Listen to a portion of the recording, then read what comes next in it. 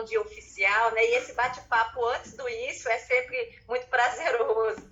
Então, primeiramente, cumprimento a todos, quero cumprimentar a todos na pessoa do presidente da Comissão de Direito Imobiliário e Urbanístico, doutor Guilherme Mendonça, quero cumprimentar ainda a vice-presidente, doutora Tatiane Monteiro, em nome deles, estender aí os cumprimentos e os agradecimentos a todos os membros da Comissão de Direito Imobiliário e Urbanístico pelo evento agora que será realizado no OAB Leads, mas sobretudo pelo trabalho que vocês vêm fazendo à frente da comissão. Um importante trabalho, preciso ressaltar, destacar e agradecer o empenho, a dedicação de cada um de vocês.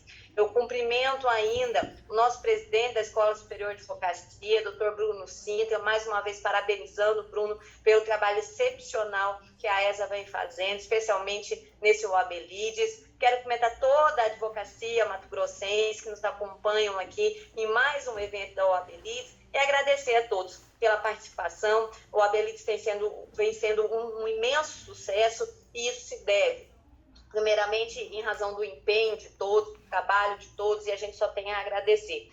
O OAB Leads, doutor Júlio, que será aqui o nosso palestrante, já agradeço também a presença, doutor Júlio César, doutora Carolina, doutora Daniela, que são os palestrantes, assim como os nossos debatedores, doutora Alexandra, doutora Lohane, doutor Lucas, que vão com certeza acrescentar muito aos painéis, os nossos mediadores, doutora Tatiana e doutor Guilherme. O OAB Leads, doutor Júlio, doutora Carolina, é um evento que a OAB Mato Grosso realiza no mês de agosto. E esse evento ele surge exatamente a partir da pandemia.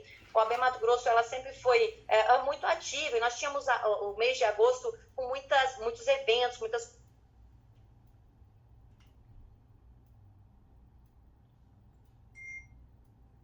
Cortou? Internet. Doutora, a internet da senhora, eu acho. Oi? Melhorou? Acho que agora voltou, tá cortando para vocês? Voltou, tá, agora voltou. Voltou, doutora. Voltou. Nossa internet, né? É. Vamos lá.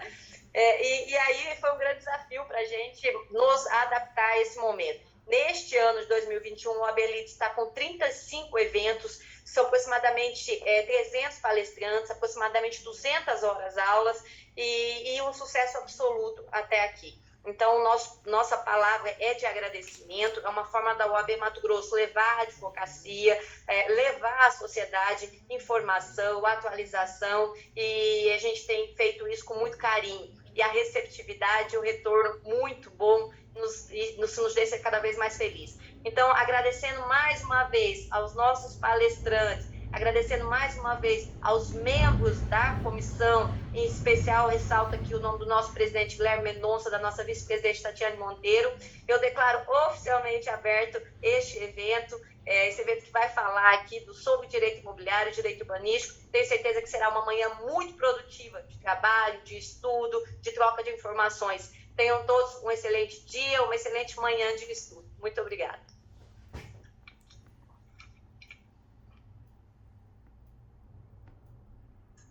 Muito obrigado, gente. Passo a palavra para a doutora Alexandra fazer a apresentação do doutor Júlio, os painéis que vão ser lidos, vão ser apresentados agora, né? Doutora Alexandra. Bom dia a todas e todos, em especial cumprimento a direção da OAB, na pessoa da doutora Gisela e do doutor Guilherme, o nosso presidente da Comissão de Direito Imobiliário. Eu sou a Alexandra, atuo também neste ramo, participo da Comissão de Direito Imobiliário e nós vamos ter, durante o evento de hoje, agora nesta primeira parte, 2 painéis, o Dr. Júlio e doutora Carolina.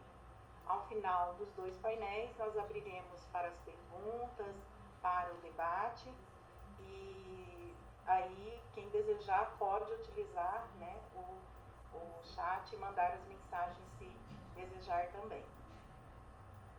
Bom, falar de Dr. Júlio é algo extremamente prazeroso. Já esteve conosco em outras atividades da nossa comissão, né?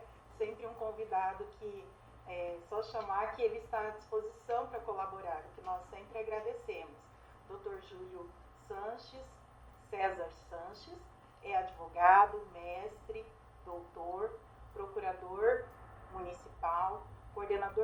cursos de pós-graduação e de cursos preparatórios e presidente do Instituto Júlio César Sanches Complexo Educacional, sócio do Escritório de Advocacia, Júlio César Sanches Advocacia Associados, e diretor de um projeto que busca ajudar o próximo, membro também, né, dos Doutores da Alegria. Então, além da advocacia, nosso convidado exerce aí, né, uma participação, uma contribuição na sociedade.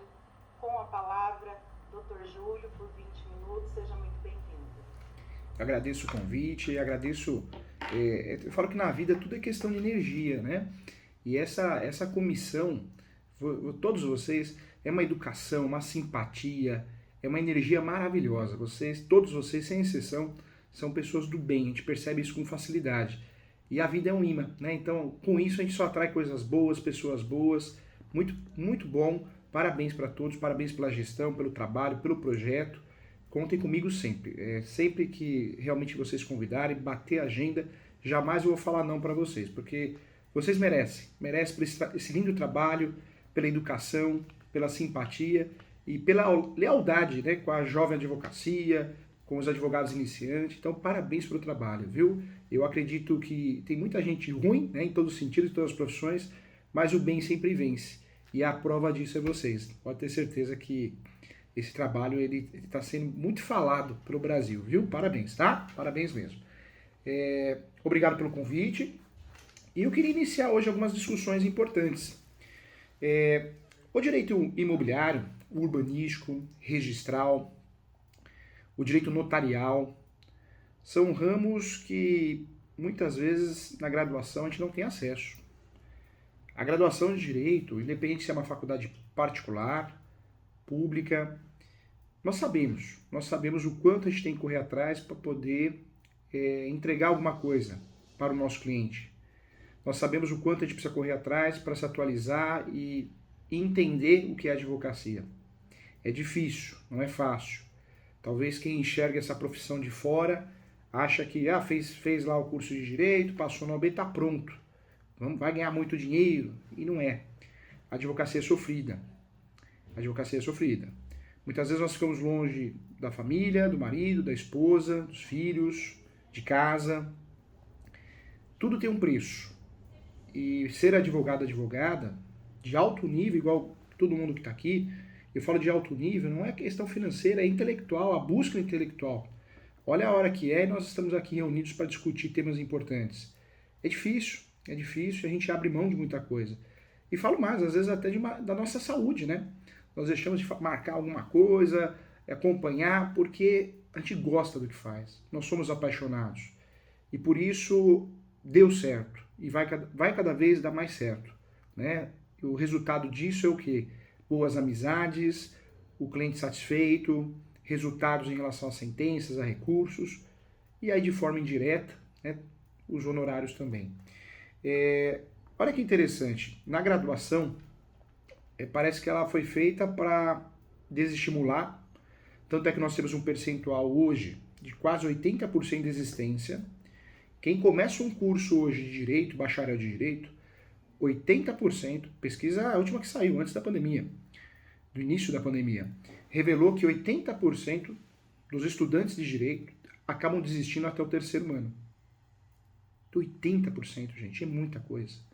Então você que está aqui comigo, você que é advogado, você que é advogada, saiba que você é a minoria. Você venceu. Você venceu.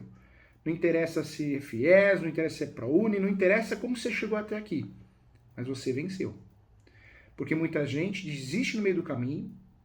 Quando tenta advogar em 2 anos, outra pesquisa revelou, o advogado se forma, passa na OAB, tenta abrir escritório com um colega lá da escola, né, da escola, da vida, da faculdade, e até 2 anos ele desiste. Porque nós sabemos também que a advocacia demora para a gente começar a colher os frutos, né, gente? Demora muito. É muito network, é muita atualização. A advocacia começa a dar resultados depois de uns 5 anos de carreira. Isso se você não desistir, se você insistir, se você dá cartão, se você faz amizade, se você é honesto, transparente com o cliente, porque o próprio mercado tira você né? Ele exclui você. Outro ponto importante também, cada vez mais o advogado e a advogada tem acesso da importância da especialização. Eu bato nessa tecla e tem gente que fala, professor Júlio, não fala isso, eu fico chateado. Não, não é para você ficar chateado, não. É para você mudar a forma de pensar e mudar a sua advocacia. Quem faz tudo não faz nada. Nós sabemos que todas as áreas são complexas. Você pega a área previdenciária, é uma área muito complexa, exige muito estudo. Cada dia um benefício novo, uma alteração nova. Criminal, tribunal júri, audiência de custódia, quantas alterações? Se você pegar a área eleitoral, trabalhista, reforma trabalhista, como que a gente vai atuar em todas as áreas? É muito difícil. Podemos ter noção, sim, de todas as áreas. E falo mais, o nosso escritório pode atuar em todas as áreas. Não estou falando que o nosso escritório não possa atuar, o nosso escritório pode. Mas você vai ter que fazer parceria, delegar isso a alguém. Agora, você atuar em todas as áreas, isso não é bom para você, para sua carreira, para a tua vida pessoal e para o seu cliente. Porque a chance de errar é grande. E aqui estamos no direito imobiliário e urbanístico. E o direito imobiliário e urbanístico, registral, notarial, é um ramo maravilhoso, é um ramo apaixonante. Mas nós não podemos errar. Porque o erro aqui é fatal. O cliente nos contrata para fazer uma ação petitória. E aí, por falta de conhecimento, aquele conhecimento raso da faculdade, nós fazemos uma ação de reintegração de posse. Nós colocamos o cliente em risco. Uma ação demorada, cansativa, a chance dele perder, do cliente, ele ou ela, perder é muito grande. E se perder, além do cliente ficar frustrado em relação ao seu direito, ficar frustrado em relação ao poder judiciário, à prestação de serviço, à tutela jurisdicional, certamente nós criamos um prejuízo enorme na vida desse cliente. Porque ele vai ter que pagar a sucumbência. E sucumbência nós sabemos que, segundo o Código de Processo Civil, é 20%, pode chegar até 20%. 20% em alguns ramos pode ser que não seja muita coisa. 20% no direito imobiliário, registral, urbanístico é muita coisa. Porque normalmente aqui, no direito imobiliário, no direito urbanístico, nós temos uma dificuldade de conseguir a justiça gratuita. Diferente da área do direito de família, onde numa ação de divórcio, mais complicado, mas principalmente em alimentos, execução, exoneração, que o judiciário tem facilitado, sim, o deferimento da justiça gratuita, no direito imobiliário não. Eu falo que o direito imobiliário é tropa de elite, né? O inimigo é outro. Por que o inimigo é outro? Porque no direito imobiliário, o judiciário acha que o cliente tem dinheiro. Tem dinheiro, tem condições. As nossas discussões aqui no Brasil normalmente são superiores a 100 mil reais. E o judiciário tem entendido que quem discute no judiciário a respeito de um imóvel cujo valor é acima de 100 mil reais, tem dinheiro. Seja numa ação possessória, seja numa petitória, seja em ações para regularizar imóvel, entre elas a adjudicação compulsória, uso capião, demarcação de terras, retificação em uso público. O judiciário tem entendido, sim, entende hoje, que discussões de direito imobiliário, a justiça gratuita tem que ser muito bem provada. Se a gente não provar através de contas negativas, carteira de trabalho, folha de rescisão de contrato de trabalho, entre outras provas, a justiça gratuita, se for pedida, vai ser negada facilmente. E não adianta agravar. Eu costumo falar que agravar, também a gente precisa analisar o risco, né? Porque se for para agravar, as custas acabam sendo maiores que a própria taxa judiciária. Então é uma ilusão, você vai agravar, se o cliente já não tem, vai agravar, ele vai gastar mais, para muitas vezes não conseguir reformar a decisão. Então o direito imobiliário, todos os ramos nós respeitamos, no direito a advocacia não é fácil, nós sabemos da nossa responsabilidade, nós sabemos que cada advogado que está aqui conosco, eu tenho certeza que poucos aqui dormem bem todo dia à noite. Eu falo isso porque ontem o professor aqui acordou 2 horas da manhã. Eu fui dormir meia-noite, estava corrigindo prova. 2 horas da manhã passou o sono. Eu comecei a pensar num caso, numa audiência, que vai ser daqui 15 dias. Mas eu fiquei com dó do meu cliente, fiquei preocupado com ele. Pronto. Aí inventei de tomar um café. Pronto, acabou o sono. Aí fui fazer o livro. Aí não dormi mais. E engraçado que está acontecendo cada vez mais. Era uma vez por semana que acontecia. Agora umas 3, 4. Daqui a pouco virar zumbi. Então, gente, a sociedade brasileira, ela deveria ter acesso ao amor, né? Que o advogado, a advogada tem a profissão. A mídia, ela judia muito. A mídia O fulano bateu no pai, é advogado. Nem advogado estudante de direito, está lá no primeiro ano, nos 6 primeiros meses, já fala que é advogado. O advogado matou a mãe. Só que ele não é advogado, ele passou 15 dias no curso de direito e já desistiu. Então a mídia judia muito. Assim como acontece nas carreiras policiais, onde o cidadão brasileiro está generalizando muito, isso está acontecendo com nós, advogados e advogadas. Então eu peço aos senhores colegas, amigos advogados, vamos mudar, vamos virar o jogo, vamos defender que a advocacia ela é honesta, ela é transparente, ela é uma luta, que nós ficamos sem dormir em virtude do problema do cliente, que nós ficamos sem dormir estudando os casos práticos, jurisprudências, que nós nos atualizamos toda hora. Olha a hora que estamos aqui juntos. Tenho certeza que compromisso aqui para todo mundo não falta, mas estamos aqui para debater, para se atualizar. Então a sociedade brasileira precisa, sim, saber que existe, sim, maus profissionais, mas isso é a minoria. Isso é a minoria e o próprio mercado exclui esse profissional que atua em todas as áreas, que é estelionatário ou estelionatária, que tem em qualquer profissão, como acontece na medicina, na contabilidade, qualquer outra. A sociedade brasileira precisa saber que o advogado, ele faz juramento, que o advogado, depois que se forma, tem que passar no OAB, e depois de passar no OAB tem que fazer pós-graduação, tem que fazer curso de atualização, tem que participar de eventos para se atualizar a todo momento. E eu quero, com todos aqui advogados, eu quero que os doutores, vamos passar isso para frente, mais respeito à advocacia em relação aos honorários. Quando o cliente chega até você e fala, dá uma olhadinha no caso aqui, vira para esse cliente, fala para ele, fala assim, olha, você já tem advogado, você já tem advogada, tá? Eu não posso ficar olhando. Você dá uma orientação, porque o advogado, a advogada realmente ficou com dinheiro, né? Sacou uma guia, tem que dar mesmo, tem que orientar e na OB mesmo, porque é um mau profissional e a gente precisa proteger a nossa carreira, os colegas. Mas cuidado. Outra coisa que acontece muito, né? Seu advogado não fez direito. E o coitado, a coitada do advogado fez tudo certinho, tudo correto. Então cuidado, né? Tenho certeza que quem está aqui comigo não é assim, porque nós que somos estudiosos, humildes, sabendo que temos que aprender todo dia, nós não fazemos isso. Esse percentual que faz isso é aquele percentual que não se atualiza. Mas a gente precisa defender a advocacia. Quero defender alguns pontos importantes aqui. Muita gente reclama da advocacia, fala que a advocacia está ultrapassada, que a advocacia vai procurar outro ramo, vai atuar com mídias, vai atuar com informática. Não está ultrapassada. A advocacia continua sendo um ramo totalmente rentável. Vários alunos que fizeram aula comigo na graduação, depois de 5, 7, 8 anos, o tempo passa, né? Hoje eu tenho alunos até dando aula, estão muito bem, realizaram sonhos, casa própria, o carro dos sonhos, uma viagem. Então acredite sim nessa profissão maravilhosa. É uma profissão rentável sim. Não ficar na fila da Dona Maria, acreditar em outros ramos, né? Hoje o direito eleitoral, direito digital, ou direito imobiliário, mas muita gente já migrou para o direito imobiliário, mas o direito imobiliário é gigantesco.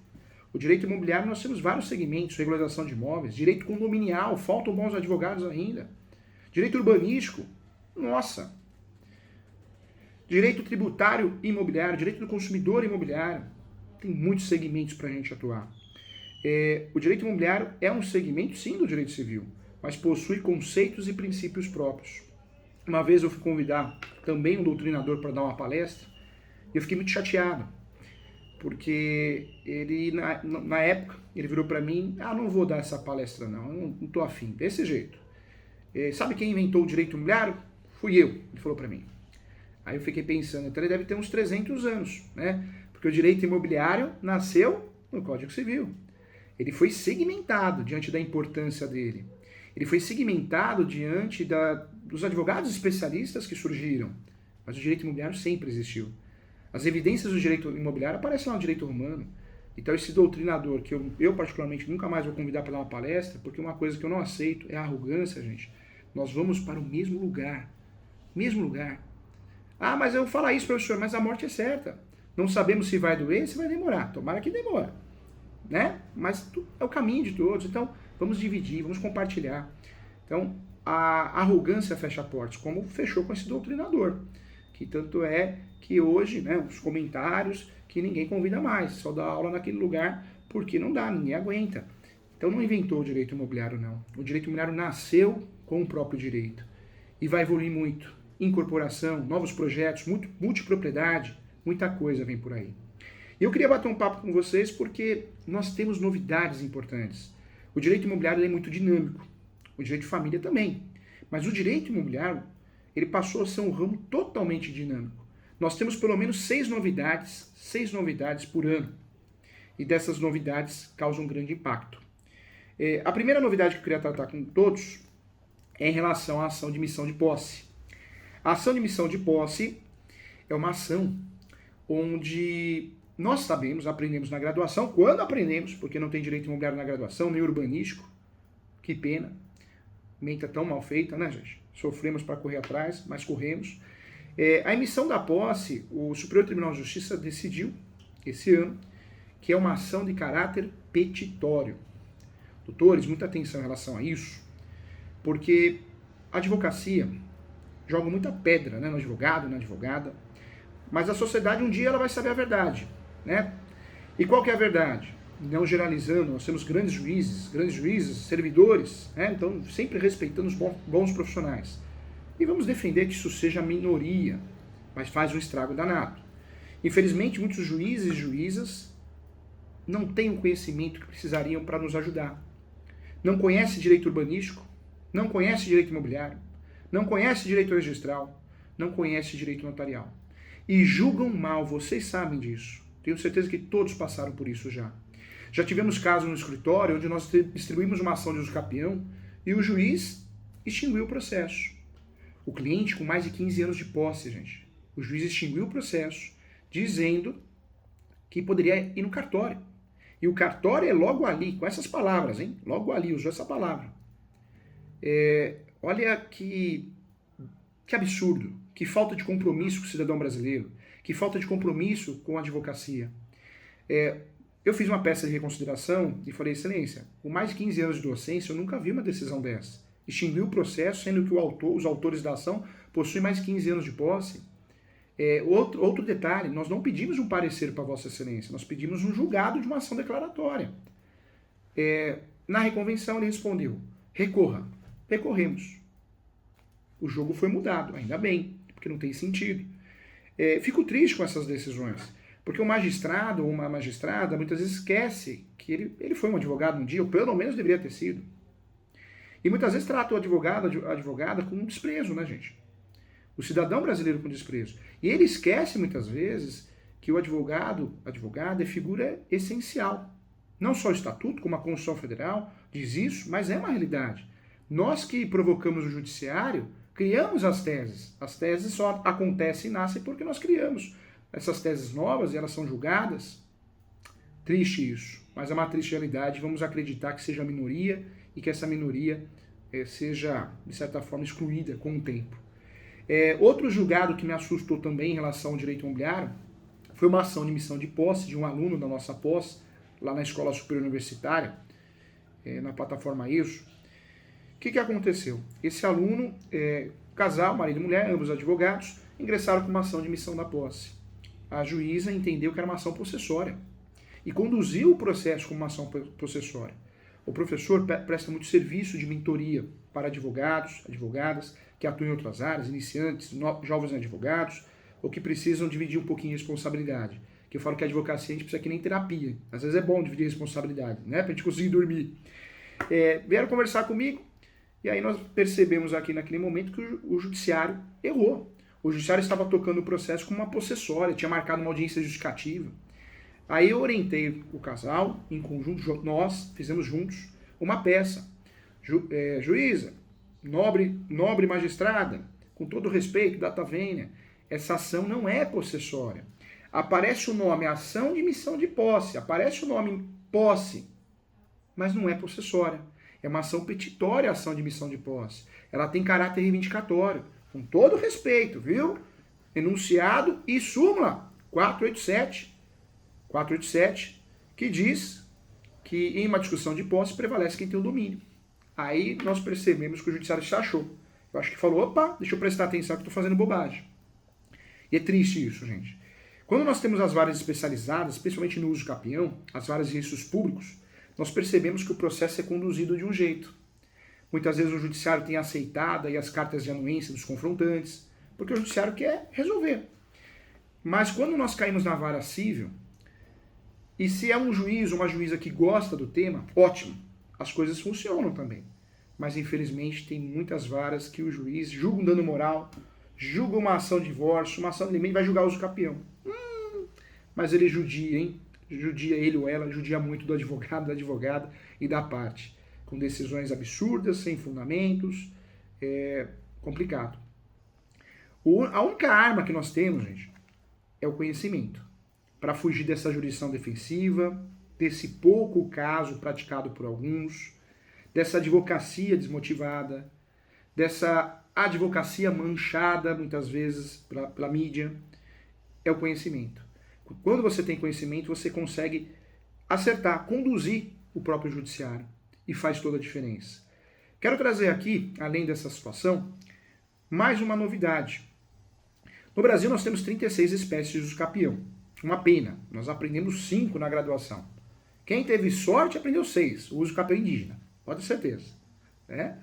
Mas, infelizmente, 5 ou 6. Nós temos 36 espécies de uso capião.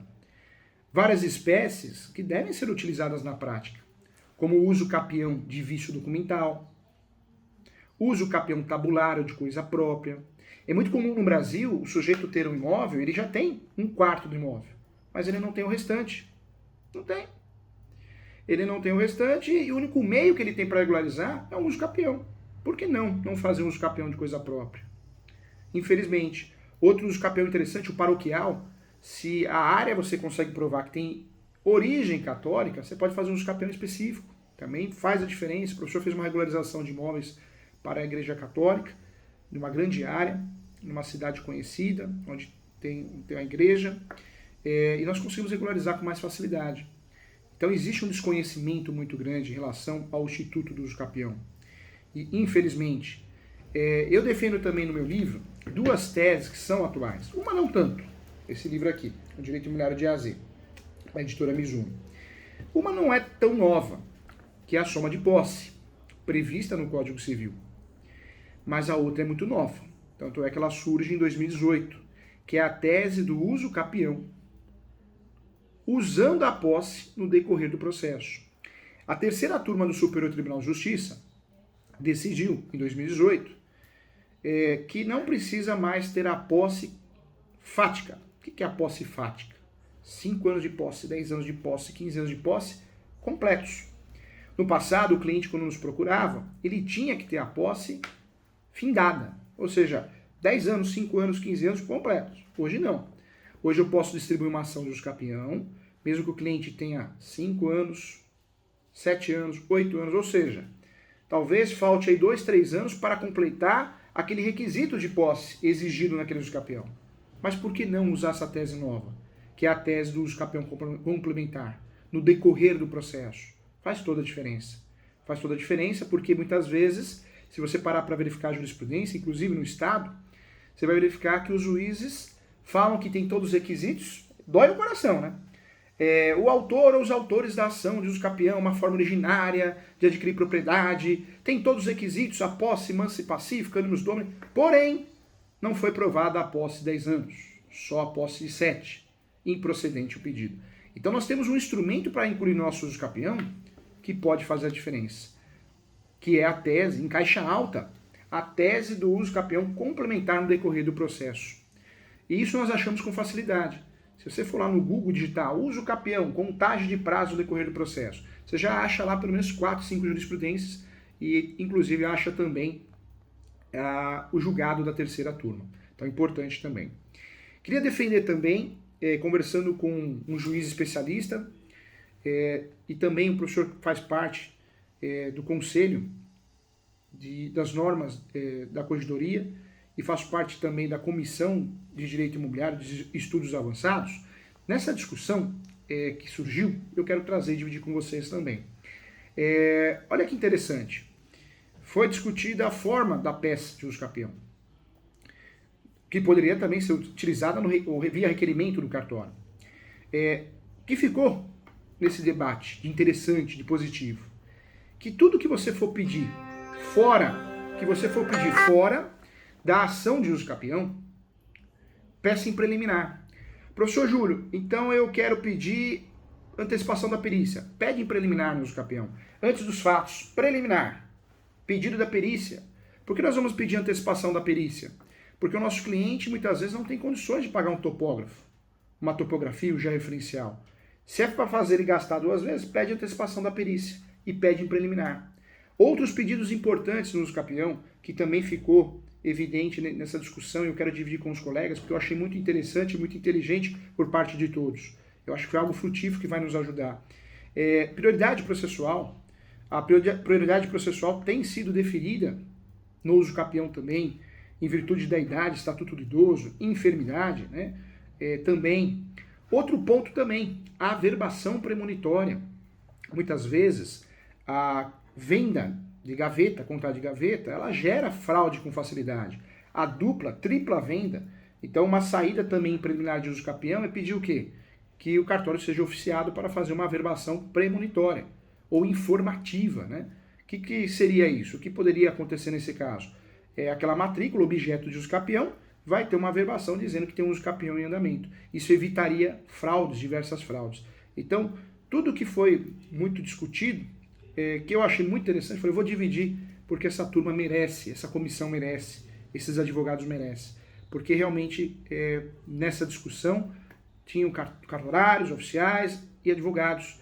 Então, nessa discussão, eu acho que esses pontos foram inteligentes, foram interessantes, sim, acho que vale a pena a gente discutir.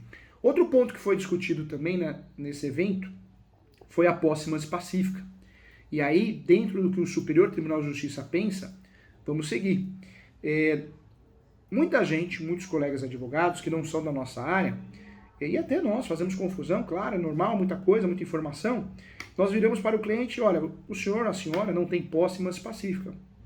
Porque o cliente recebeu uma notificação extrajudicial.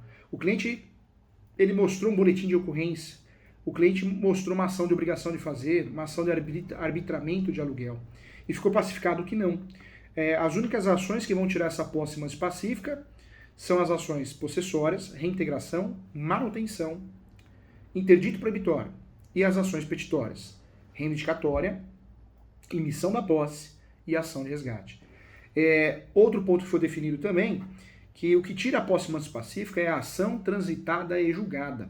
Então, o simples andamento dessas ações, a simples distribuição dessas ações, não tira a posse mansa pacífica. Dentro dessas novidades no direito imobiliário, urbanístico, registral, notarial, eu queria também dividir com os colegas, com muito amor e carinho, porque eu quero o bem de todos. Também ficou definido que o embargos de declaração, ou melhor, embargos de terceiro, é uma declaração, pena que tem tantos nomes iguais, né? A gente troca. Os embargos de terceiro, ficou definido que pode ser utilizado pelo proprietário, como aparece no artigo do próprio Código Civil. Porém, era objeto de discussão jurisprudencial. Então, a legitimidade ativa do embargo de terceiro pode ser alguém que tem o registro da propriedade ou alguém que tem a posse. Então, também queria trazer essa novidade também. E no mundo dos leilões, né, para tentar ajudar a brilhantar com informações positivas aqui. Ficou esclarecido também, numa discussão que você é contratado, onde um imóvel vai a leilão, o meio adequado não seria o mandado de segurança. Muitos advogados da nossa área, quando é contratado para fazer uma ação que envolve um cliente que está perdendo o imóvel no leilão, nós pensamos, é nosso isso, pensamos no mandado de segurança. E aí ficou definido também, nessas discussões jurisprudenciais, com base nas decisões do Superior e do Supremo, que não seria o meio adequado, o mandado de segurança, mas sim uma ação declaratória de nulidade do leilão. E essa ação declaratória de nulidade do leilão, ela poderia gerar a nulidade do leilão, com base em vários vícios, algo em torno de 13 vícios, mas dentro dessa ação nós poderíamos de forma antecipatória ou incidental trabalhar com uma medida para pedir a suspensão do leilão. Então ficou definida também, dentro da nossa seara aqui do direito imobiliário, a ação correta. E eu queria dividir com todos aqui para que a gente não erre as demandas, né, as medidas judiciais. Que a advocacia é fim. Na verdade, a advocacia é meio, não fim. Né? Então, nós não somos obrigados a ganhar, mas não podemos errar o meio, né? A medida judicial, a tese, porque isso vai fazer a diferença na vida do cliente e na nossa carreira também. Tá? Então, ponto que eu queria dividir com todos também. Mais um detalhe que eu queria tratar também, em relação a algumas ações do direito de vizinhança. Também tema que nós usamos e tratamos aqui no direito imobiliário. O direito de vizinhança tem o seu alicerce nos 3 S's. Eu falo porque fica didático, a gente nunca mais esquece. Quando eu explico para um cliente assim, eu tenho certeza que vocês vão explicar também, ele vai dar risada e falar, nossa, que didático, fica legal, olha que legal. Direito de vizinhança, 3 S, saúde, segurança e sossego. 3 S. Qualquer afronta aos 3 S's é motivo para fazer ações de direito de vizinhança. Obrigação de fazer, obrigação de não fazer, ação de dano infecto, que apesar de parecer um nome de ação de direito médico, é uma ação aqui do direito imobiliário. Essas ações, perdas e danos, reparatório de danos materiais, ficou definido também que o direito de vizinhança tem que ter afronta aos 3 S. Se não tiver, não existe ação em relação ao direito de vizinhança. Também um ponto importante, atual, jurisprudência, eu acho que foi muito assertiva em relação a isso. Então, ponto também positivo. Outro ponto também, que a jurisprudência tem andado, caminhado, não é comum ter audiência em uso capião. Hoje em dia, gente, eu vejo que todo mundo é especialista, né? E nós, com muito cuidado, com muito amor, nós buscamos atualização constante. E assim tem que ser, com muita humildade. Mas hoje eu vejo que tem muitos cursos, né? Audiência de uso capião, seja expert em audiência de uso capião. E não é bem assim. Por quê? Nessa discussão, nesse evento, ficou definido que o próprio Poder Judiciário orientou os juízes das varas cíveis e juízes das varas especializadas, varas de registros públicos, a só fazerem, ou melhor, só agendarem audiência de uso capião quando realmente necessária a prova oral, né? Ou seja, as testemunhas do depoimento pessoal. Então, com essa orientação, algo que já acontecia na prática, nós sabemos que em ações de uso capião é 99% de chance de não ter audiência. E isso é importante a gente avisar o cliente, porque o cliente muitas vezes o que ele quer do advogado? O número do processo e a data da audiência. E algumas ações não dá para a gente oferecer isso, porque é muito difícil ter. Então, esses cursos me causam estranheza, por quê? Curso para você fazer audiência de uso capião, só que em 99% dos casos nós não vamos ter. Né? Então, ponto importante também. Só vamos ter quando tem a necessidade, quando a prova documental da posse, manso pacífico a gente prova através da certidão do distribuidor civil, né? A posse manso pacífico onus domini. Quando essa prova documental for fraca, aí o judiciário tem autorizado as audiências. Você veja que não é mais o entendimento nem do juiz, são orientações, porque o entendimento que uma audiência agendada, sem necessidade, ela atrasa todo o processo em si. E eu concordo com isso, eu acho que aí é economia processual e seriedade processual, né? Eu acho que uma audiência ser marcada, sendo que os documentos fazem prova de tudo, sendo que ninguém questionou, ninguém se habilitou, ninguém questionou o uso capião, não teria por que marcar uma audiência dessa. Eu acho que isso realmente, na minha opinião, com muito respeito, acho que é assertivo, né, gente? Porque até o advogado, nós não gostamos de fazer audiência sem necessidade, né? Eu acho que não é vantajoso, não. Queria também trazer aqui mais um ponto importante, que é a advocacia para comerciantes, empresários. Eu percebo que faltam bons profissionais para atuar nessa área da relação locatícia empresarial, comercial, não residencial. Especialistas também, os subespecialistas. As coisas mudam tanto que além da figura do especialista, hoje nós temos um subespecialista, só faz aquele tipo de ação. E eu vejo que a demanda está aumentando muito e pouca gente atuando nessa área, que é se especializar em locação empresarial. Alguns pontos também que eu queria definir. Primeiro é o surgimento da ação de indenização de fundo de comércio.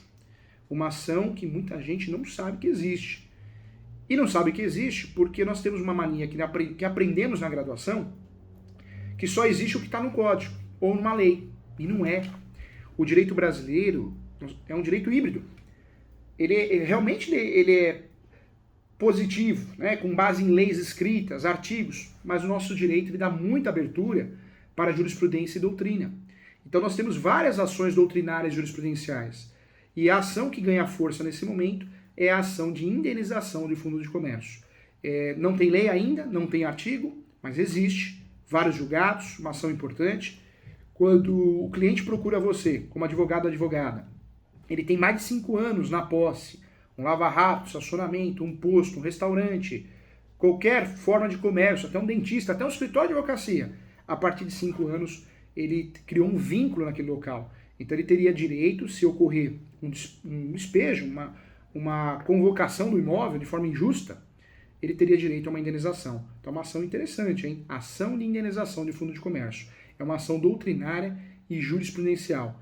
Infelizmente, nós não aprendemos isso na graduação, mas é uma ação interessante.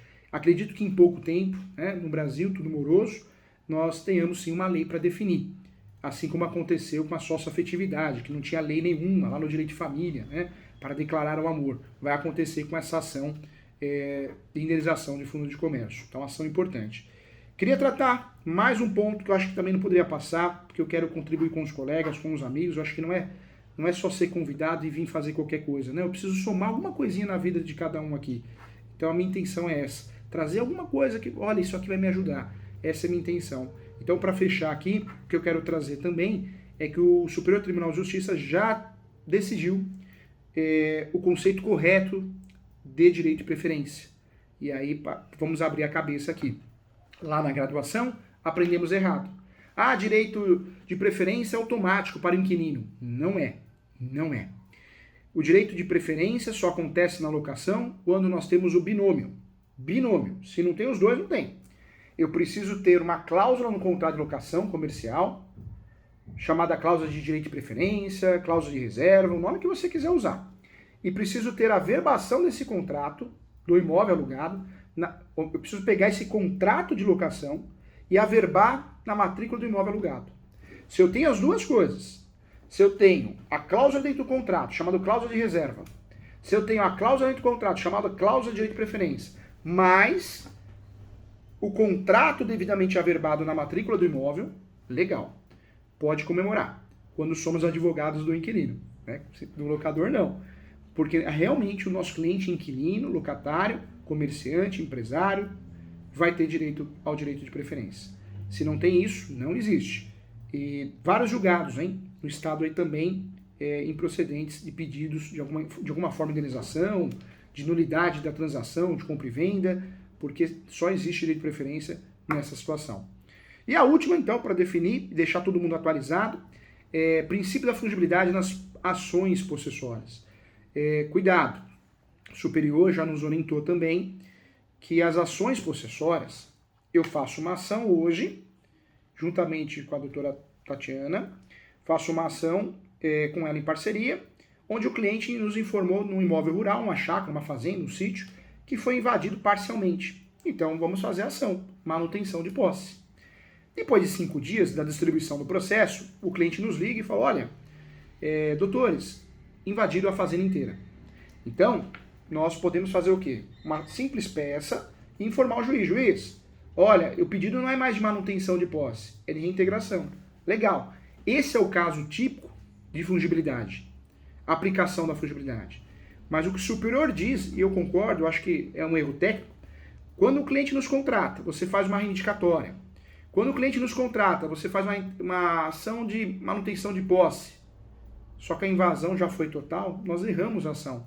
Não dá para pedir fungibilidade aí. Por isso existe o que? Os pedidos de emenda. Ô doutor, emenda inicial. Seu pedido está errado. Você pediu a desocupação total, mas é só parcial. Você pediu a interdito proibitório, a iminência de uma invasão, uma decisão preventiva, só que já ocorreu invasão. A confusão se dá com as próprias possessórias, ou a confusão ainda maior se dá em relação às petitórias, que aí é pior ainda, a gente não pode errar.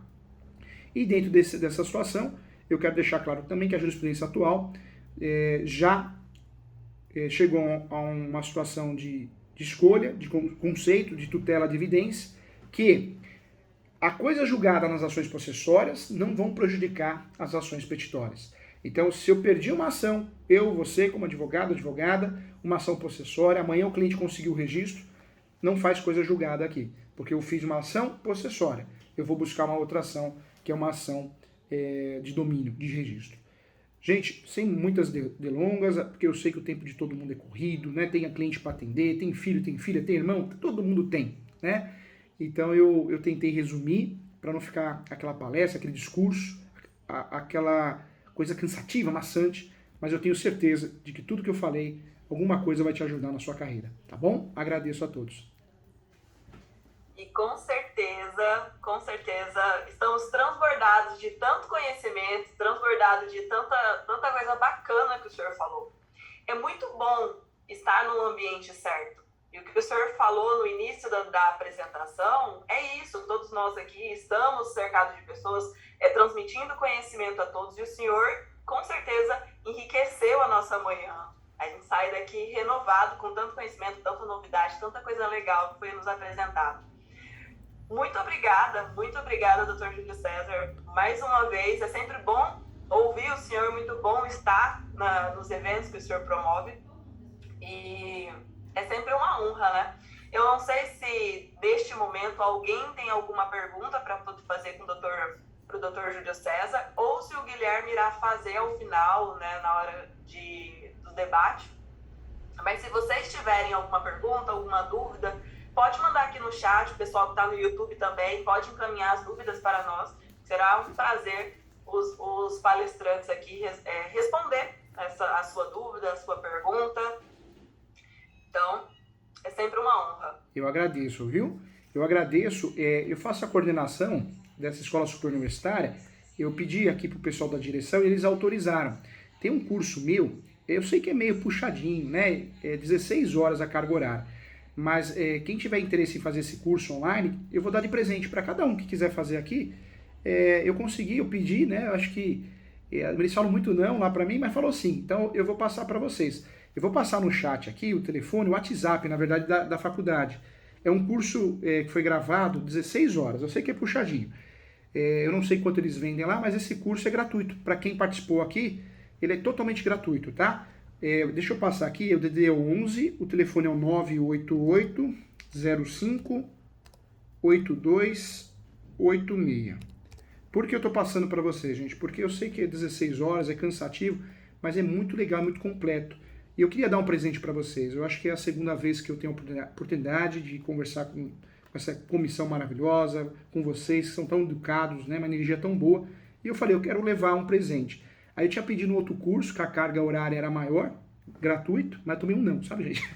Aí eu falei, vamos no plano B. E o plano B também é um curso bem legal. Então eu passei para vocês aqui, ó, o DDD é o 11 98805 8286. É só mandar uma mensagem lá e falar, olha, o professor Júlio me deu um curso de presente. É Sara o nome dela. A Sara que é a consultora lá do atendimento dos alunos. Eu estou dando de presente esse curso porque eu acho que o curso de uso capião ele é muito prático, muito legal e talvez faça a diferença, tá bom, gente? Então, com muito carinho, sem interesse nenhum, tanto é que é gratuito, mas eu queria dar um presente para vocês porque eu acho que vocês são diferenciados.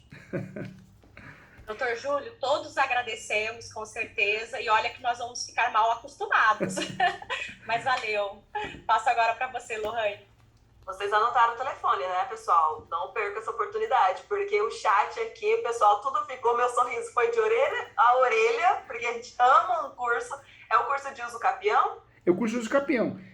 Eu já fiz esse curso, Você eu fez? vou fazer de novo. Ah, que legal. Ele é puxadinho, eu sei, peço desculpa, mas eu queria dar um presente bacana, né? Não quero aqueles cursos rápidos. Então quem fizer vai entender muito de uso capião, muito legal, viu? Foi gravado no AB, inclusive. Obrigada. É um curso excelente. Vou fazer de novo, porque eu não posso perder essa oportunidade. Doutora, obrigado. E não perco. Gratidão. Simpatia demais. Quero agradecer também, doutor, muito obrigada mais uma vez.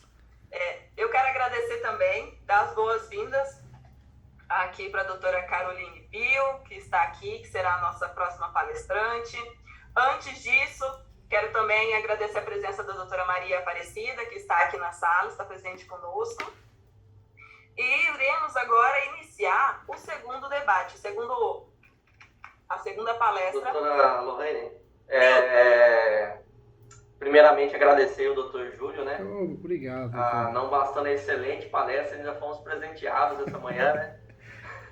Mas a simpatia abre Muito portas, obrigado. viu, doutor? A simpatia e educação e a energia boa que todos vocês têm, ela abre portas, né? Porque a gente se sente bem. Então foi uma forma de contribuir, né? E a arrogância só fecha, né, gente? Só fecha a porta. Nós ficamos muito agradecidos com a prontidão que o doutor sempre nos expôs e com toda a diferença que foi tratada, né? Doutor, eu queria a respeito do fundo de comércio, o doutor estava comentando, e eu lembrei de um caso muito antigo aqui no escritório, deve ter uns 10 anos, eu acredito, que é o famoso conhecido direito de luvas, né? É Isso verdade. foi tratado há muito tempo atrás aqui, e eu acredito que eu tenha pego outro caso parecido em, no máximo, 2 anos atrás, que é muito raro a gente discutir isso por falta de conhecimento dos próprios contratantes, vamos dizer assim, né? É verdade. Das partes que compõem o contrato ali. O direito de fundo de comércio, ele compõe não só a questão corpórea do bem, do imóvel, do negócio, mas também a incorpórea, como é a questão da clientela, do faturamento, de nome que é criado naquele local. E nesse caso que nós tivemos, tinha um restaurante, justamente um restaurante que funcionava há muitos anos, restaurante árabe no endereço X, e passados 10, 15 anos, foi pedido o imóvel de volta, estava sendo vendido para um terceiro adquirente. Foi dado direito de preferência, tal, tudo correto. E no momento da retomada desse bem imóvel, ou pelo terceiro que adquiriu ele, claro, né? Ele foi locado para um novo restaurante, que também atuava com comida árabe. E em razão disso a gente teve um litígio judicial cobrando justamente o fundo de comércio, né? E é a questão que inclusive pode ser tratada contratualmente já no início da locação. Cumpridos os requisitos, muitas vezes a gente vê até o contrato de locação existe e fica subentendido a ele a questão do fundo de comércio, que não está previsto, mas deveria estar lá. Então, às vezes a gente acontece que tem uma locação que é feita para um imóvel lava-jato. Esse lava-jato sai e é repassado para outro lava-jato, como é de praxe, né? O imóvel já foi feito para aquela finalidade. E na sequência, esse antigo inquilino, ele vende o fundo de comércio para o novo inquilino. Então, o novo inquilino, ele tem 2 negócios, um com o proprietário do imóvel e outro com o antigo dono do comércio que funcionava ali. Então, a gente tem uma questão de contratual, que muitas vezes não é tratado até por nós mesmos em contrato de locação comercial, né? Que devem ser observadas. E a respeito dos campeões, doutor Júlio, eu gostaria de tratar com o doutor a respeito do tema 1025, que foi julgado agora essa semana no STJ, que diz respeito ao uso capião em lote, o uso capião, na verdade, em loteamento, né?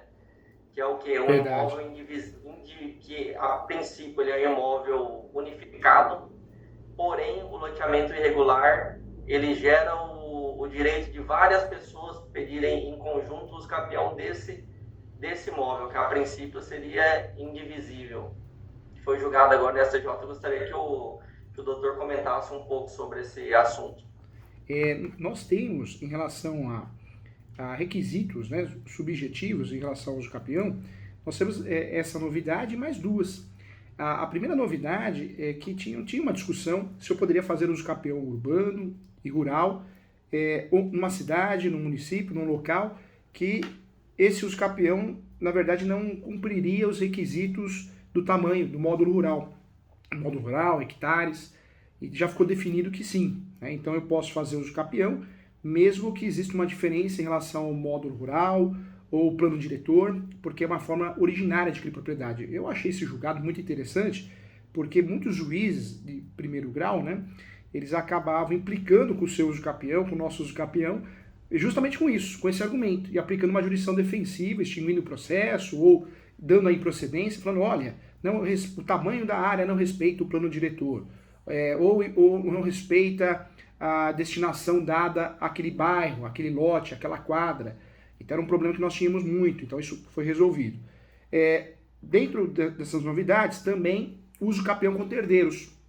Também sempre foi algo problemático, né? Você distribui uma ação de uso capião, o juiz provavelmente da vara civil, que julga inventário também, eu acho que fazia um pouquinho de confusão.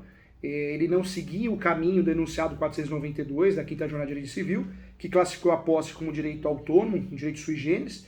Esse juiz ou essa juíza fazia confusão lá com o que ele aprendeu na graduação ou para estudar para o concurso e tentava levar o uso capião para o inventário, exigindo que fosse feito o inventário, exigindo que fosse recolhida a guia, né, de tributo, o ITCMD. Então era uma confusão que a gente tinha que, infelizmente, tomar cuidado, porque a gente ia travar num certo momento. Então também um julgado recente, onde diz que não, a posse é um direito sui generis, enunciado 492 da 5ª Jornada de Direito Civil, onde não pode confundir com inventário, é perfeitamente possível fazer. Em relação a esse julgado, também foi interessante, por quê?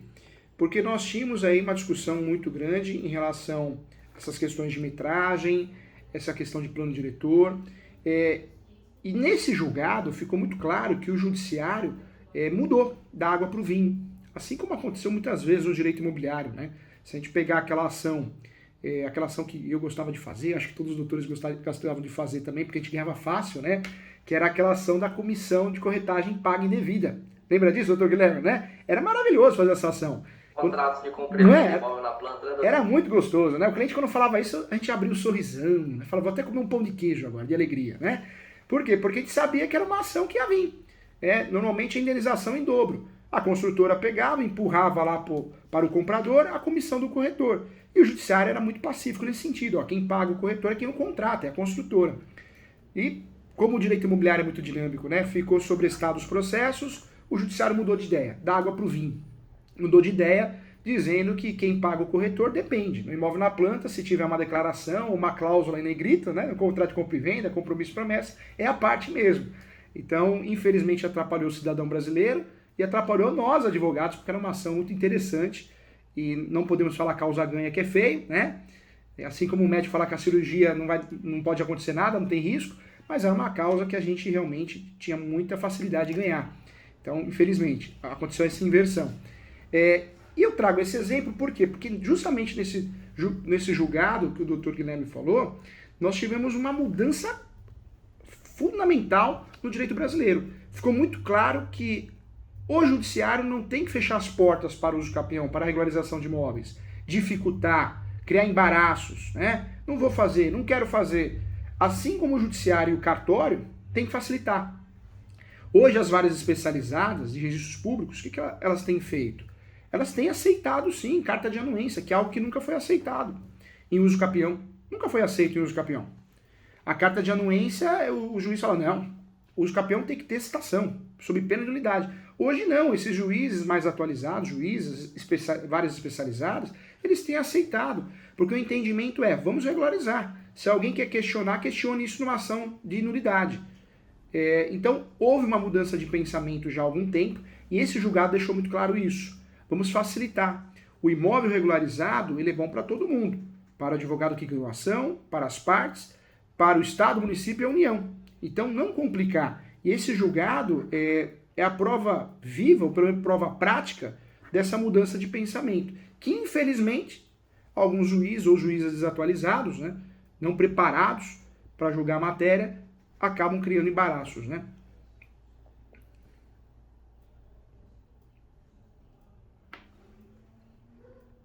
Muito bom, doutor. Essa questão do uso capião tem aquela discussão a respeito da indivisibilidade do registro imobiliário. Então, onde várias famílias estão ali exercendo a posse sobre aquele imóvel há muitos anos, cria uma questão jurídica quanto à indivisibilidade do registro do imóvel. Então, como que 5 famílias iriam requerer o uso capião de uma área que é, em tese, indivisível? Então, como que se procede juridicamente? A gente não tem um procedimento, um rito em legislação especificando a respeito desses casos, né? Doutor Guilherme, e isso também acaba atrapalhando o cartório. Porque o cartório de registro de imóveis, quando nós não temos um provimento, né, que nem o provimento 65, uma resolução, o cartório também fica em dúvida como agir. E aí vem um pouquinho do nosso trabalho também. O que eu sempre falo? Nessas peças de uso capião, nas mais simples e as mais complexas e assuntos novos, polêmicos, como esse, como a vaga de garagem, que também é um assunto novo, né, que também houve a permissão, o ideal, eu sempre falo isso, lá no pedido, vai lá e explica. Vai ficar redundante, vai nada. Eu acho que a gente não está fazendo nada errado quando a gente quer ajudar o juiz se achar, o cartório se achar. Então, nesses casos, o que eu sempre oriento nessas situações? informa. Requer a abertura de uma matrícula nova, requer que o juiz, esse juiz, o magistrado ou magistrada, espécie um ofício para enviar para o cartório, para exigir a abertura de uma matrícula nova, uma vez que a situação pode gerar confusão, a situação é polêmica. É importante esse pedido. E talvez você também dá uma facilitada ali, vírgula, caso não seja o entendimento do cartório, pelo princípio da autonomia e da conservação das matrículas, que seja feita o registro de efeitos originários. Então, talvez, parece que não, mas muitas vezes a gente só pede a procedência do pedido e parece que a gente fica esperando ver o que vai acontecer. Então, se a gente já conseguir, na inicial, já que e-mail fala, olha, o procedimento é esse, ó, se você for fazer um melhor para me ajudar e ajudar meu cliente, ótimo, senão o procedimento é esse.